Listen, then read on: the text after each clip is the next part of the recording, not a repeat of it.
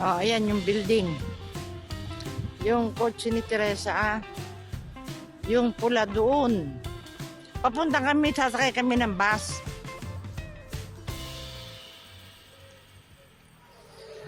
Ayun, yung pula. Ayun. Pula ba yan? O maroon o ano? Yan. Doon ang pwesto niya.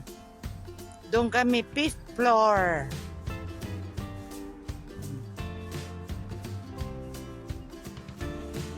Alas 4:30 na. Ay, ngayon lang naman sila nagtatrabaho pa kasi si Teresa kaya hindi pa sila lalabas. Pero may laro sila ng tennis mamaya, kaya kung alam namin, edi diretso kami doon. Kung alam namin. Yung kotse ni Daod, kulay blue.